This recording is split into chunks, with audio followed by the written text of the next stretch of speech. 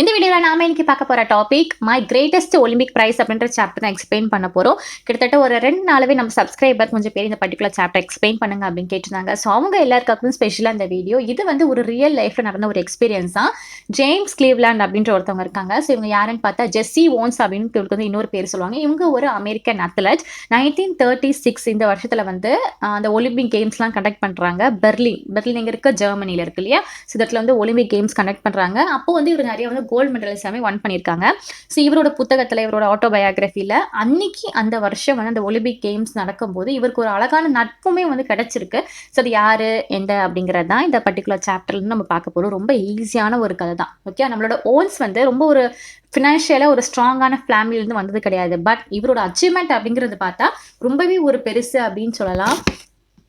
அதனால தான் இன்னைய வரைக்கும் இந்த ஒலிம்பிக் ஹிஸ்ட்ரியில் இவரோட பேர் ஒரு சூப்பரான ஒரு இடத்துல மேலே இருக்குது அப்படின்னு சொல்லலாம். ஏன்னா அந்த அளவுக்கு வந்து சூப்பராக அத்லெட் வந்து விளையாடுவாங்க. அதுவும் ஸ்பெஷலிஸ்டாக லாங் ஜம்ப்ஸ் எல்லாமே வந்து ரொம்ப சூப்பராக வந்து விளையாடி நிறைய கோல்டு மெடல்லாம் நம்ம நாட்டுக்கு வந்து அவங்க நாட்டுக்கு ஓகே அமெரிக்கன் அத்லெட்லேயே ஸோ அவங்க நாட்டுக்கு வந்து வின் பண்ணி கொடுத்துருக்காங்க.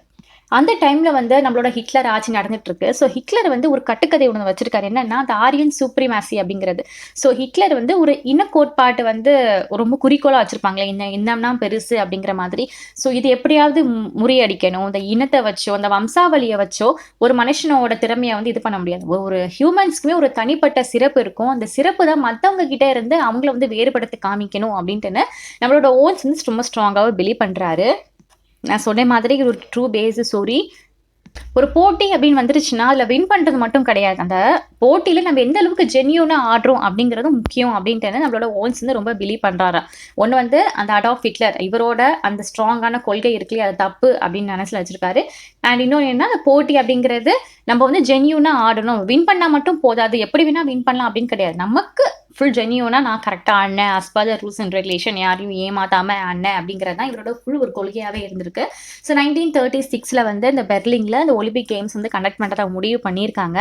ஸோ இந்த முடிவு பண்ணுறதுக்காக நம்ம நினச்ச உடனே நாளைக்கு கேம்ஸுப்பா நான் இப்போவே போய் ஆட போகிறேன் நம்ம வின் ஆயிடுவோம் அப்படின்னு நினைக்க முடியாது. அங்கே கலந்துக்கக்கூடிய அந்த கண்டெஸ்டன்ஸ் வந்து ரொம்ப வருஷமாக ப்ராக்டிஸ் வந்து பண்ணியிருப்பாங்க. அந்த மாதிரி தான் நம்மளோட ஓன்ஸும் கிட்டத்தட்ட 6 வருஷம் அந்த பர்டிகுலர் கேம்க்காக வந்து இந்த ஒலிம்பிக் கேம்ஸ்க்காக வந்து ஃபுல்லாக ஹார்ட் ஒர்க் பண்ணி ஃபுல்லாக வந்து ட்ரைனிங் வந்து எடுத்திருக்காங்க.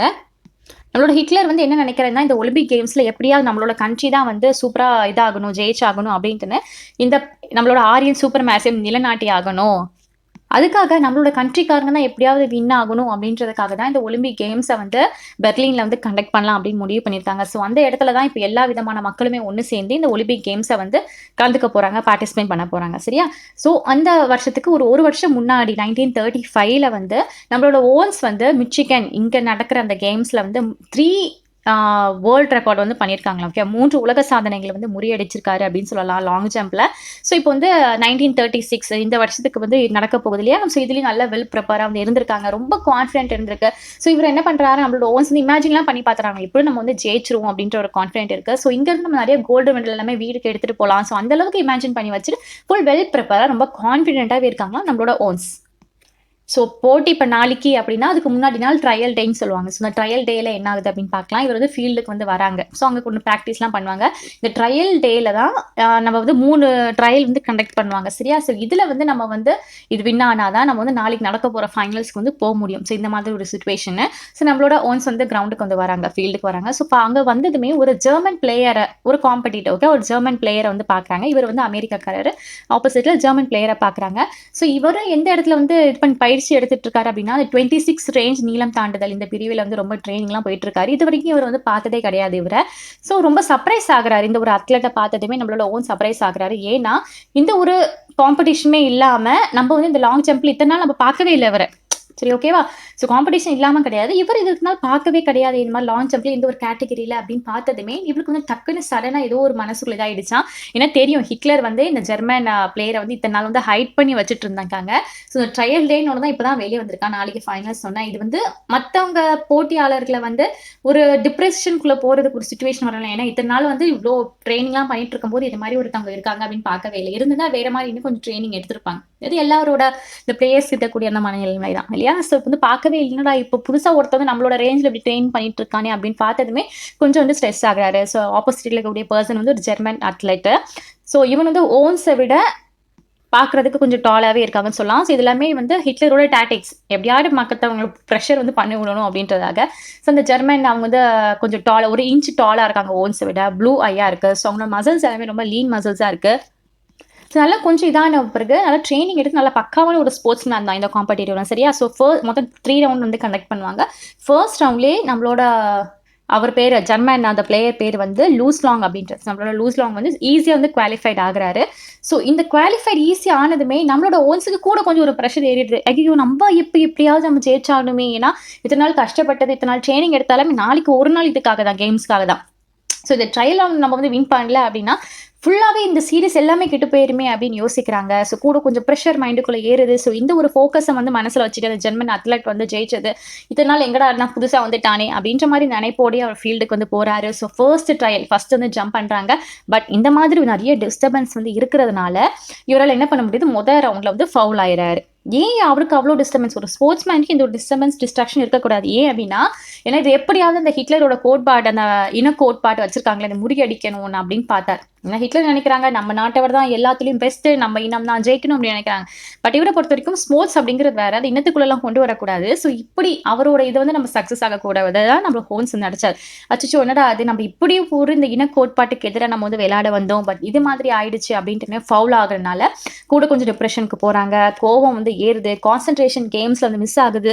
ஸோ இது மாதிரி அந்த மிஸ்டேக்ஸ்லேயே போனதுனால மறுபடியும் செகண்ட் ரவுண்ட் ட்ரை பண்ணுறாங்க. செகண்ட் ரவுண்ட்லையும் ஃபவுல் ஆகுறாரு.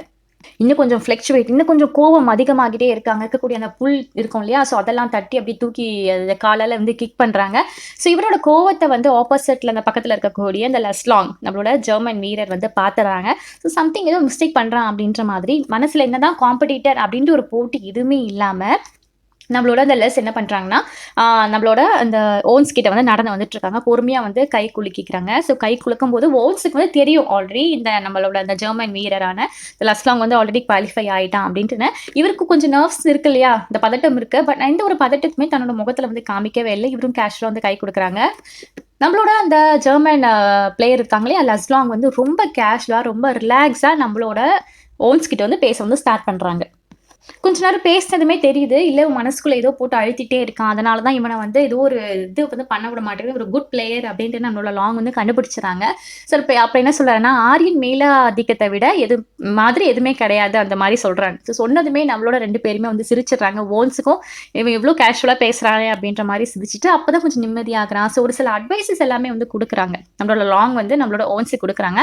என்ன மாதிரி அட்வைசஸ் அப்படின்னா, நீங்கள் வந்து சூப்பராக பண்ணுறீங்க, பட் நீங்கள் பதட்டத்தில் என்ன பண்ணுறீங்க அப்படின்னா, டேக் ஆஃப் பாயிண்ட்லேருந்து கொஞ்சம் எடுக்காமல் ஸ்டார்ட் ஆஃப் பாயிண்ட் வந்து உருவாக்குங்க. ஸோ அப்படி பண்ணிங்கன்னா நீங்கள் மேற்கொண்டு முன்னேறி போகிறதுக்கு நிறைய வாய்ப்புகள் இருக்குது. இந்த மாதிரிலாம் ஒரு குட்டி குட்டி அட்வைஸ்லாம் கொஞ்சமாக வந்து ட்ரிக் அது மாதிரிலாம் வந்து சொல்கிறாங்க. ஸோ நெக்ஸ்ட் வந்து 3rd ரவுண்ட் வந்து வருது. ஸோ இதில் மட்டும் அவங்க வந்து வின் ஆகலை, நம்மளோட ஓன்ஸ் வின் ஆகலை அப்படின்னா நாளைக்கு நடக்கக்கூடிய அந்த ஒலிம்பிக் கேம்ஸ்க்கு வந்து பார்ட்டிசிபேட்டே பண்ண முடியாது. இத்தனை நாள் கண்ட கனவு எல்லாமே வீணாயிரும், இத்தனை நாள் கண்ட அந்த ட்ரைனிங் எல்லாமே வந்து வேஸ்ட் ஆயிரும் இல்லையா. ஸோ இப்போ 3rd ட்ரையல் நடக்குது. ஸோ இந்த தடவை எந்த ஒரு பதட்டமே கிடையாது. ஏன்னா நம்ம ஒரு ஆப்போசிட் காரன் அப்படின்ற மாதிரி நினைச்சாங்களே, இப்போ கேஷுவலாக பேசினா அந்த பதட்டமாக டிப்ரெஷன் எல்லாமே கொஞ்சம் கொஞ்சமாக கம்மியாயிடுது. அண்ட் அவனும் கொஞ்சம் ஒரு சில ட்ரிக்ஸ் அண்ட் அட்வைசஸ் கொடுத்துருக்காரு இல்லையா. ஸோ இது மாதிரி வச்சு வந்து இது அதே மாதிரி வந்து பண்ணுறாங்க. அந்த டேக் ஆஃப் பாயிண்ட் வந்து இருக்காமல் அந்த ஸ்டார்ட் ஆஃப் பாயிண்ட் வந்து உருவாக்குறாங்க. ஸோ உருவாக்குனதுமே நெக்ஸ்ட் டைம் வந்து வின் பண்ணிடுறாங்க. இந்த 3rd ரவுண்டில் வந்து வின் பண்ணிடுறாங்க. ஸோ நாளைக்கு நடக்க போகிற போட்டியில் 2 பேருமே கலந்துக்கிற மாதிரி தான் வந்து வந்துருச்சு. நம்மளோட ஓன்ஸ் வந்து வின் ஆனால இதுக்கு காரணம் வந்து கண்டிப்பாக லாங் தான் இல்லையா. அவன் கொடுத்த ஒரு கான்ஃபிடென்ட் மட்டும் தான் இல்லையா.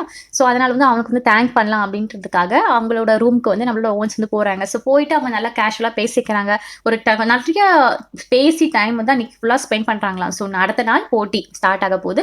2 பேருமே விளையாடணும், நல்லா வின் பண்ணணும்னு நினைக்கிறாங்க. ஆனால் ஒருத்தருக்கு ஒருத்தர் தன் வந்து போட்டியாக வந்து எந்த விதத்துலையுமே நினச்சிக்கல. ஆக்சுவலி தான் ஒரு குட் ஸ்போர்ட்ஸ்மேன்ஷிப் அப்படிங்கிறது.